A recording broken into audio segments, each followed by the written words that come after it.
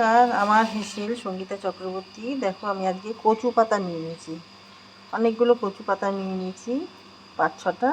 তো এই যে কচু পাতা আছে, কচু পাতার এই পেছনের যে অংশটা, এই যে শিরগুলো, এই শিরগুলোকে কেটে ফেলে দেবো। এই যে এই শিরগুলো সব কেটে এটা ভাপিয়ে নেব।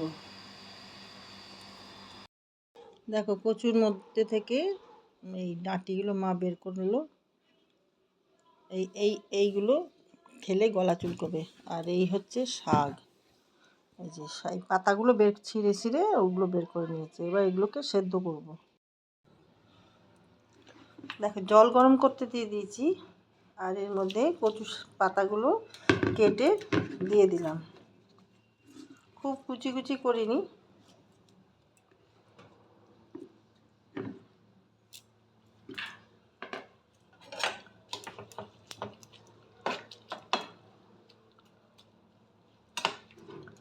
এবার এর মধ্যে দিয়ে দেবো অর্ধেকটা লেবু কেটে নিয়েছিলাম, সেই রসটা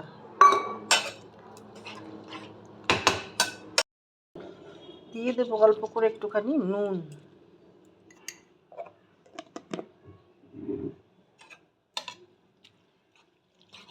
ভালো করে মিশিয়ে ঢেকে দেবো একটু।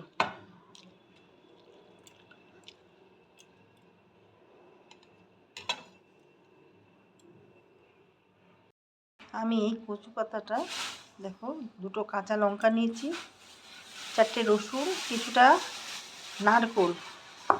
আমি আগে পোস্ত দিয়ে দেবো। এর মধ্যে একটু চিনি পিষেছিলাম, যার জন্য পোস্ত দিয়ে দিলাম। সাদা সর্ষে,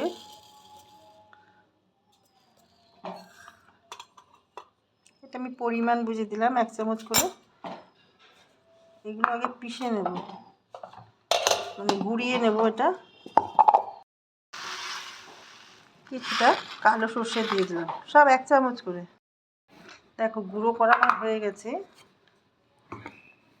এর মধ্যে নারকেল, তোমার রসুন আর দুটো কাঁচা লঙ্কা, আর আমি এটাও দিয়ে দেবো, কচুর শাকটা, এটাও এর সাথে পেস্ট করে নেব।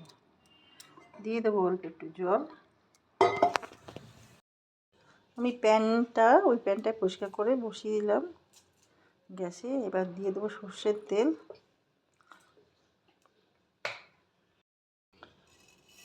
কালো জিরে দিয়ে দিলাম। এবার পেস্টটা দিয়ে দেবো, কচুর শাকটা।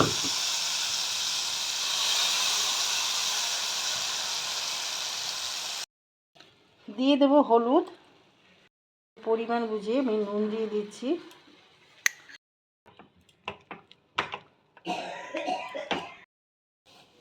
দেখো কটা লাল দেখে লঙ্কা দিয়ে দিলাম।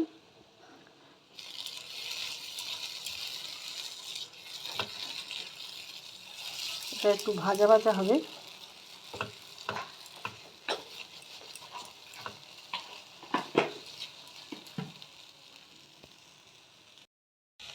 এবার দেখো এর মধ্যে আমি খানিক চিংড়ি মাছ দিয়ে দেবো।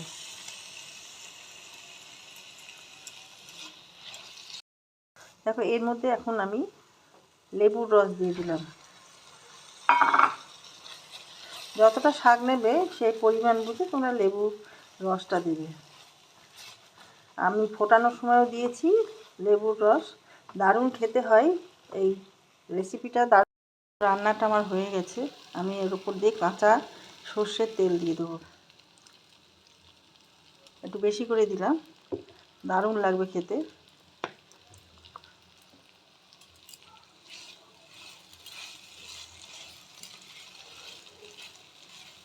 ব্যাস, এবার আমি নামিয়ে ফেলবো। দেখো কচু পাতা রেসিপি আমার রেডি হয়ে গেছে। আমি একটু সাইড দিয়ে নারকেল দিয়ে গার্নিশ করে দিলাম, ওপর দিয়ে আর একটু কাঁচা তেল দিয়ে দেবো। এই কাঁচা তেলের গন্ধে আরও বেশি টেস্টি লাগে। তো তো তোমাদের কেমন লাগলো এই রেসিপিটা? ভালো লাগলে লাইক শেয়ার কমেন্ট করে আমার পাশে থেকো, সাথে থেকো।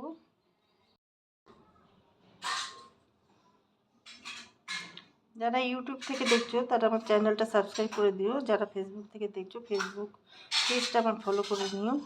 যারা যারা পেজটা ফলো করেছো অসংখ্য ধন্যবাদ জানাই।